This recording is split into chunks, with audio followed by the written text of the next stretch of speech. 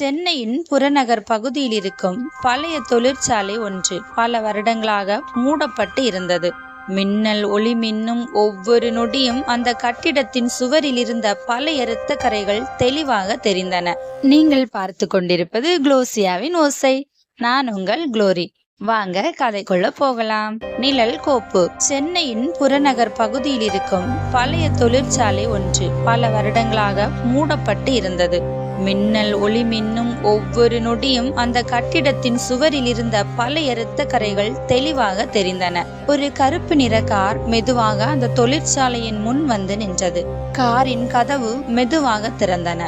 உதவி கமிஷனர் அரவிந்த் மெதுவாக இறங்கினார்.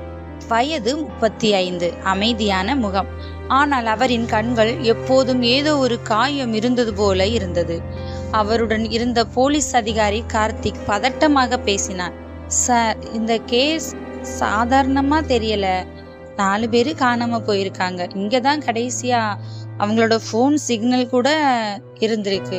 அரவிந்த் பதில் சொல்லாமல் தொழிற்சாலையை பார்த்து கொண்டிருந்தான். அந்த நேரம் தொழிற்சாலைக்குள் இருந்து ஒரு மெலிதான சத்தம். யாரோ ஓடுவது போல இருந்தது.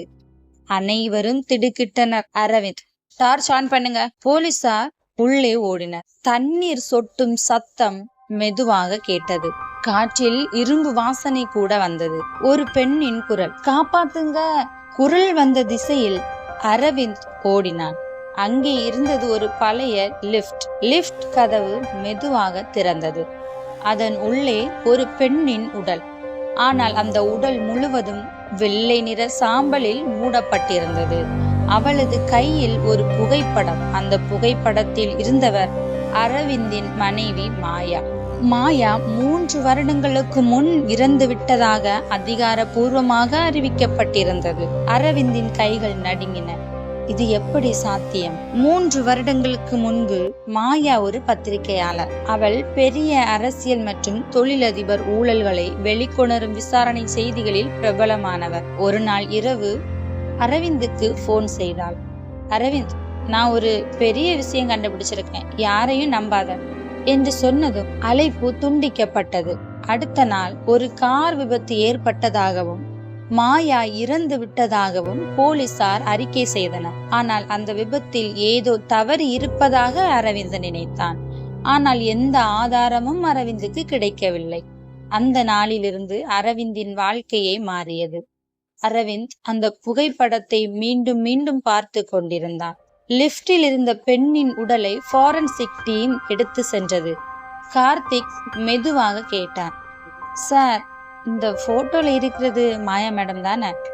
அரவிந்த் அமைதியாக தலையை அசைத்தான். இந்த கேஸை யாருக்கும் கொடுக்காதீங்க, நானே தனியா ஹேண்டில் பண்ணுறேன் என்று அரவிந்த் சொன்னான். அடுத்த நாள் அரவிந்தின் அலுவலகம். காலை 2 மணி. அனைவரும் சென்று விட்டனர். அரவிந்த் மட்டும் அந்த கேஸ் கோப்புகளை பார்த்து கொண்டிருந்தான். அந்த நேரத்தில் அவனது கணினி தானாக ஆனானது. ஸ்கிரீனில் ஒரு வீடியோ பிளே ஆக ஆரம்பித்தது. அதில் முகமூடி அணிந்த ஒருவர் அவன் மெதுவாக பேச ஆரம்பித்தான். உண்மை உயிரோடு இருக்கு அரவிந்த். அரவிந்த் அதிர்ச்சி அடைந்தான். யார் நீ என கேட்க வீடியோ மீண்டும் தொடர்ந்தது. மாயா இறக்கல்ல. அந்த ஒரு வரி அரவிந்தின் உலகையே தலைகீழாக மாற்றியது. நீ உண்மையை தெரிஞ்சுக்கணும்னா பழைய துறைமுகத்துக்கு வா என சொல்ல வீடியோ திடீரென முடிந்தது. அதே நேரம் அலுவலகத்தின் விளக்குகள் அனைத்தும் அணைந்தன. முழு இருள். அரவிந்த் மெதுவாக துப்பாக்கியை எடுத்தான். அவனுக்கு பின்னால் யாரோ நின்றிருந்தார்கள் போல் தோன்றியது. அவன் திரும்பி சுட முயன்றான். ஆனால் அந்த நபர் ஏற்கனவே மறைந்து விட்டார். மேசையின் மீது மட்டும் ஒரு சிறிய பெட்டி இருந்தது. அதை திறந்தான். அதனுள்ளே ஒரு பெண் அணியும் சங்கிலி. அது மாயாவின் சங்கிலியை போல் உள்ளது. அடுத்த இரவு சென்னை பழைய துறைமுகம். கடலில் கடும் புயல், கப்பல்களில் சத்தம், மழை. அரவிந்த் தனியாக வந்திருந்தான். அவன் சுற்றி பார்த்தான். யாரும் இல்லை. திடீரென ஒரு குரல் கேட்டது, நீங்க ரொம்ப லேட்டா வந்துட்டீங்க. அரவிந்த் திரும்பி பார்த்தான்.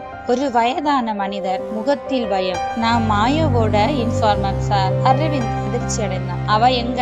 அவ உயிரோட இருந்தா கூட இப்ப பாதுகாப்பா இருக்க முடியாது என வயதானவர் சொல்ல, என்ன அர்த்தம் என அரவிந்த் கேட்டான். மாயா கண்டுபிடிச்சது சாதாரண விஷயம் இல்ல சார். இது நாட்டையே குழுக்கிற ரகசியம். அந்த மனிதர் ஒரு பென் டிரைவை கொடுத்தார். இதுல எல்லா ஆதாரமும் இருக்கு. ஆனா கவனமாயிருங்க சார், உங்களை யாரோ கண்காணிச்சிட்டு இருக்காங்க என வயதானவர் சொல்ல, வயதானவரின் மார்பில் ஒரு குண்டு வந்து பட்டது. அவர் கீழே விழுந்தார். அரவிந்த் அதிர்ச்சியுடன் சுற்றி பார்த்தான். அங்கு யாரும் இல்லை. மற்றொரு குண்டு அரவிந்தை நோக்கி வந்தது. அரவிந்த் சற்றே நீங்கினார். கடுமையான துப்பாக்கி சூடு நடந்தது. அரவிந்த் எதிர்த்து சுட நினைத்தான். ஒரு கருப்பு உடை அணிந்த நபர் ஓடி போனான். அரவிந்த் அவனை துரத்தினான். துறைமுகத்தின் இருண்ட பாதைகள், மலையில் ஓடும் இருவரின் காலடி சத்தம் மட்டுமே அந்த இடத்தில் தொனித்தது. அந்த நபர் ஒரு பைக்கில் ஏறி தப்பித்து விட்டார். ஆனால் அவன் கீழே போட்டுவிட்ட ஒரு கார்டு மட்டும் அரவிந்தின் கையில் கிடைத்தது. அதில் ஒரு சின்னம், ஒரு கண். அதன் கீழே எழுதப்பட்டிருந்தது ப்ராஜெக்ட் எண் 17. அரவிந்த் வீட்டிற்கு வந்து அந்த பென்டிரைவை போட்டு பார்த்தான். அதில் பல வீடியோக்கள், ரகசிய மருத்துவ பரிசோதனைகள், மக்களை கடத்துவது, அரசியல்வாதிகள், பெரிய தொழிலதிபர்கள் மற்றும் மாயா ரகசியமாக பதிவு செய்த வீடியோ என அனைத்து வீடியோக்களும் அதில் இருந்தன. அவள் கேமராவை பார்த்து பேசினாள். அரவிந்த், இப்போ நீ இந்த வீடியோவை பாக்குறேன்னா கண்டிப்பா நான் ஆபத்துல இருக்கேன். அரவிந்தின் கண்கள் கண்ணீரால் நிரம்பின. இவங்க மனிதர்களை சோதனைக்கு பயன்படுத்துறாங்க. காணாம போனவங்க எல்லாரும் உயிரோட இல்லை என அவள் சொல்ல, வீடியோ திடீரென குலுங்கியது. யாரோ கதவை உடைக்கும் சத்தம். மாயா பதட்டமாக பேசினார். நான் பிடிப்பட்ட யாரையும் நம்பாத அரவிந்த், போலீஸ கூட நம்பாத என சொல்ல வீடியோ முடிந்தது. அரவிந்த் அதிர்ச்சி அடைந்தான். அந்த நேரம் வீட்டின் வெளியே ஒரு கார் சத்தம் கேட்டது. ஜன்னல் வழியாக பார்த்தான். 4 கருப்பு கார்கள். அதிலிருந்து ஆயுதம் ஏந்தியவர்கள் இறங்கினார்கள்.